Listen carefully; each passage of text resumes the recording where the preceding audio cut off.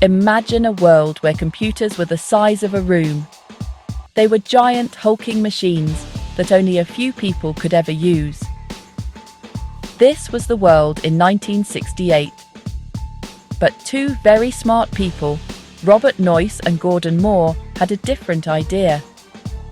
They dreamed of making electronics smaller, faster, and more accessible for everyone. They believed that the key was to put more and more tiny circuits onto a small piece of silicon.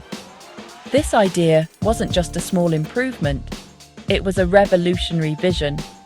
It was the kind of big thinking that changes the world. They decided to leave their comfortable jobs and start a new company to chase this incredible dream. That company was called Intel. Their journey started with a simple yet powerful goal. They wanted to use silicon technology to make computer memory better. At the time, memory was made from magnetic cores, which were bulky, slow, and expensive. Noyce and Moore saw a future where memory could be stored on tiny silicon chips. This would make computers not only more powerful, but also more affordable. They weren't just starting a business, they were starting a revolution in how we think about and use technology. Their company, Intel, which is short for Integrated Electronics, was founded on this very principle of making things smaller, better, and integrated into our lives. It was an exciting time, full of possibility and scientific wonder. Robert Noyce was known as the Mayor of Silicon Valley. He was a charismatic leader and one of the inventors of the integrated circuit, the very foundation of modern electronics. Gordon Moore was a brilliant chemist and a thoughtful, analytical mind behind the company's long-term vision. Together, they were the perfect team. They complemented each other's strengths, creating a culture at Intel that valued both bold ideas and careful execution. They attracted the brightest engineers and scientists, people who were just as passionate as they were about pushing the boundaries of what was possible. This team was ready to take on the challenge of building the future, one tiny chip at a time. Their vision was about more than just making money. It was about democratizing technology. They understood that if they could make the building blocks of computers smaller and cheaper, then computers themselves could one day be in every home, every office, and every school. This was an incredibly inspiring thought. It was the idea that science and engineering could empower people in ways that were previously unimaginable. Noyce and Moore weren't just building chips, they were laying the groundwork for the personal computer, the internet, and the digital world we live in today. Their story is a powerful reminder that a great idea, combined with passion and hard work, can truly change everything. Let's travel back in time to the late 1960s. The world of computing was completely different from what we know today. Computers were gigantic beasts, filling entire rooms with whirring tapes, blinking lights, and complex networks of wires. These machines, called mainframes, were owned by large corporations, universities, and governments. They were incredibly expensive to buy and operate, costing millions of dollars. Using one required a team of highly trained technicians. There was no such thing as a personal computer. The idea that a regular person could own a computer was pure science fiction. It was a world where computing power was rare and difficult to access. The technology inside these massive machines was also very different. Instead of tiny microchips, they used individual components like transistors, resistors, and capacitors that were all wired together by hand. For memory, they relied on a technology called magnetic core memory. This involved weaving tiny magnetic rings, or cores, onto a grid of wires. It was a slow and painstaking process to build, and the memory itself was slow to access. Storing just a small amount of information required a large and heavy assembly of these cores. This technology was a major bottleneck, limiting how fast and powerful computers could become. The world was waiting for a breakthrough. Think about the scale of it all. A computer with the same processing power as the smartphone in your pocket would have been the size of a small building. It would have consumed enormous amounts of electricity and generated a tremendous amount of heat, requiring powerful air conditioning systems to keep it from overheating.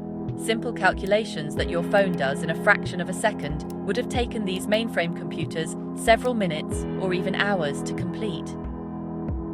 Technology was powerful for its time, but it was also clunky, inefficient, and out of reach for almost everyone.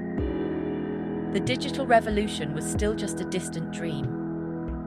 This was the world that Intel was born into. Noyce and Moore saw these limitations not as problems, but as opportunities. They knew that the future of computing depended on making these components microscopic.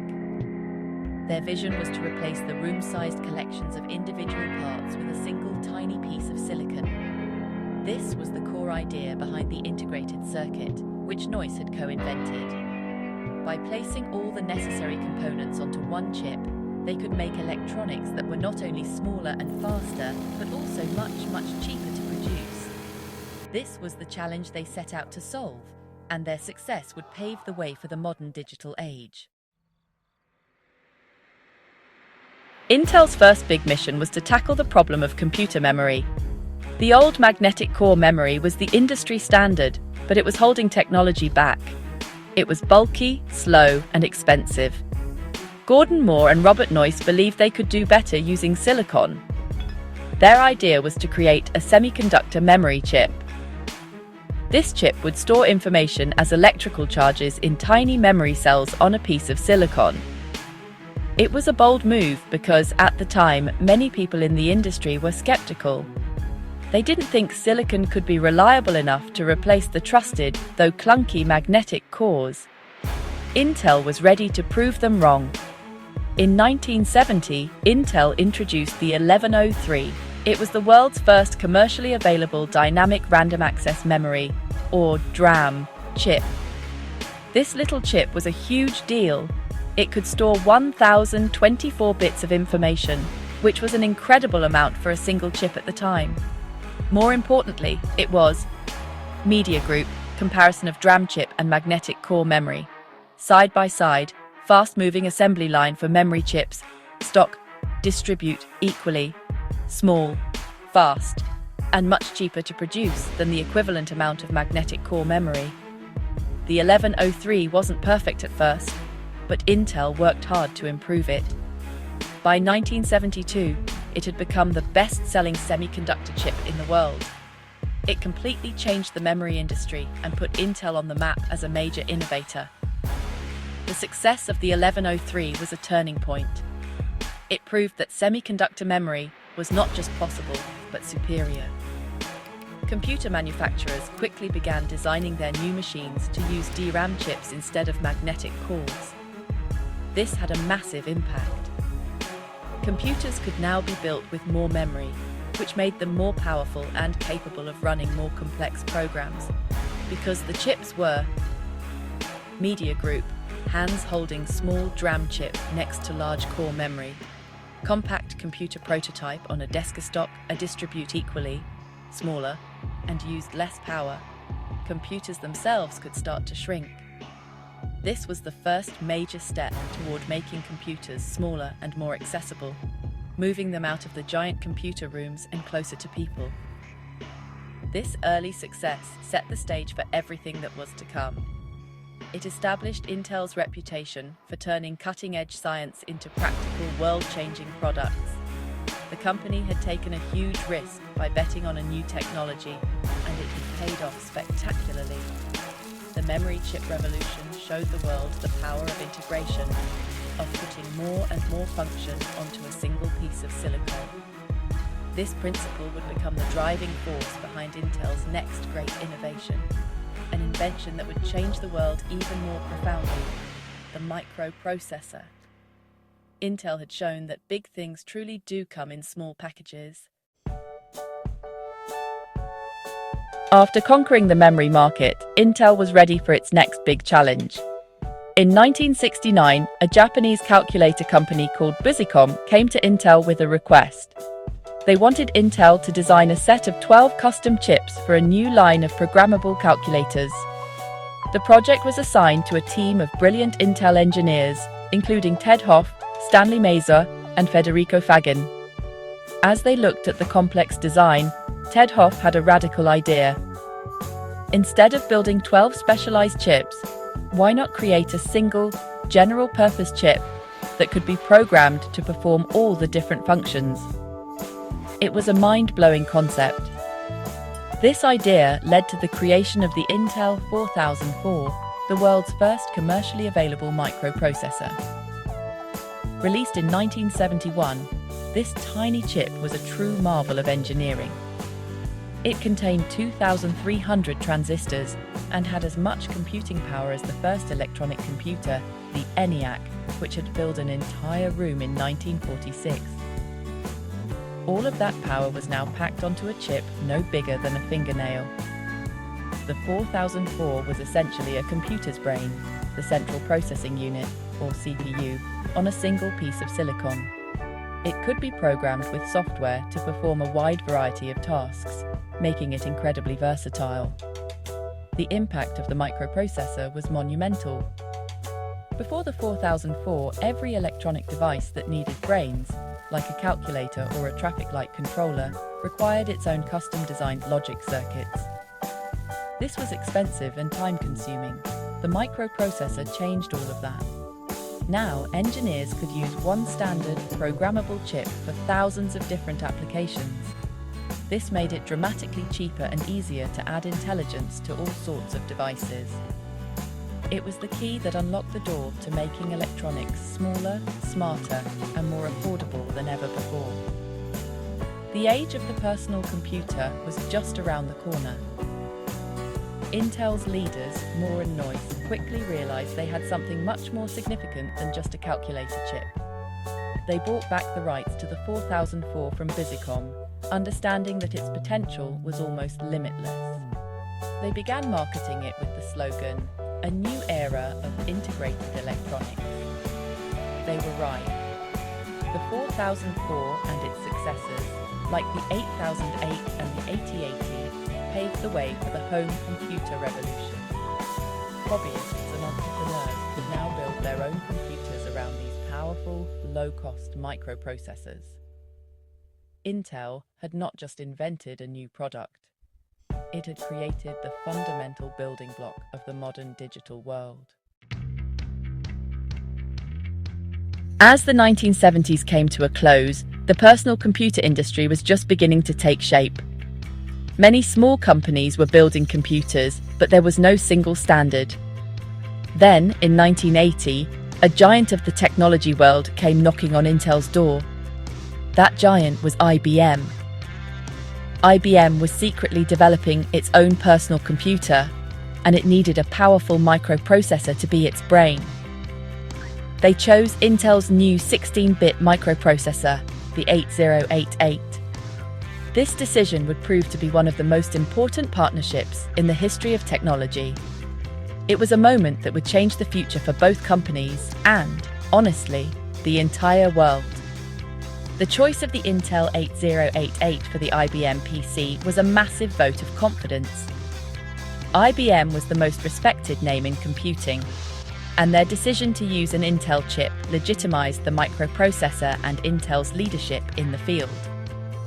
When the IBM PC was launched in 1981, it was an instant success. Because IBM had used an open architecture, other companies were able to clone the IBM PC, creating a huge market for IBM-compatible computers. And since all of these computers needed to be compatible, they all used microprocessors from Intel. This created a powerful standard that would dominate the industry for decades to come. This partnership transformed Intel from a successful chip maker into the heart of the personal computer industry. Demand for its microprocessors exploded. To keep up, Intel had to rapidly expand its manufacturing capabilities. The company's fate was now tied directly to the success of the PC. As the PC market grew at an incredible pace throughout the 1980s, so did Intel. The company made a crucial decision to focus almost exclusively on microprocessors, even getting out of the DRAM memory business it had created. It was a risky bet, but it was the right one. Intel had found its true calling. The partnership with IBM and the resulting PC standard created what became known as the Wintel duopoly, a combination of Microsoft's Windows operating system and Intel's microprocessors. This combination powered the vast majority of personal computers around the world. It created a stable platform that software developers could write for, which in turn sold more computers, which in turn sold more Intel chips. This virtuous cycle propelled Intel to incredible heights, making it one of the most important and profitable companies in the world. It all started with a single handshake, a partnership that literally built the digital world we live in today. I feel nauseous, believe me.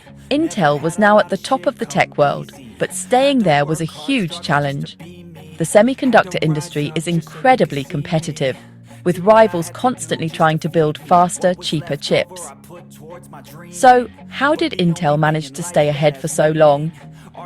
Well, a big part of the answer lies in a guiding principle established by its co-founder, Gordon Moore, long before Intel was even founded. In 1965, Moore made an amazing observation. He noticed that the number of transistors that could be placed on an integrated circuit was doubling approximately every 2 years. This meant that chips were getting exponentially more powerful at a predictable rate. This observation became known as Moore's law. It wasn't a law of physics, but rather a prediction about the pace of technological innovation. At Intel, Moore's law became more than just an observation. It became a mission. It was a roadmap for the future and a challenge to its engineers. The entire company was organized around making Moore's law a reality. Every 2 years, they had to deliver a new generation of chips that were twice as powerful as the last. This relentless pace of innovation put incredible pressure on Intel's designers and manufacturers, but it also kept them far ahead of the competition. Meeting the demands of Moore's law required massive and continuous investment in research and development. Intel poured billions of dollars into creating new manufacturing processes and building state-of-the-art fabrication plants, or fabs. These fabs are some of the most technologically advanced and expensive factories on Earth. Each new generation of chips required them to work with smaller and smaller components, pushing the limits of physics. This tick-tock model, where Intel would introduce a new, smaller manufacturing process, a tick, and then a new chip architecture, a tock, in alternating years, became the rhythm of the entire industry. By relentlessly following Moore's law, Intel was able to consistently deliver chips that were more powerful and more energy efficient. This predictable improvement allowed the entire tech ecosystem, from software developers to computer manufacturers, to plan for the future. They knew that in 2 years, they would have twice the computing power to work with, enabling new applications and experiences that weren't possible before. Moore's law became a self-fulfilling prophecy, driving the entire digital revolution forward at an incredible speed. It was Intel's secret weapon for staying at the forefront of technology. The incredible success of Intel wasn't just about technology, it was about people and leadership. The company's unique culture was shaped by its founders, Robert Noyce and Gordon Moore, and their successor, Andy Grove. Each of them brought a distinct style that, when combined, created a powerhouse of innovation and execution. Robert Noyce, the visionary co-inventor of the integrated circuit, was the company's inspirational leader. He fostered a creative and non-hierarchical environment where good ideas could come from anyone, not just the people at the top. He believed in empowering engineers and giving them the freedom to take risks. Gordon Moore, on the other hand, was the quiet, thoughtful strategist. He was the analytical mind who looked at the long-term trends and guided the company's technical direction.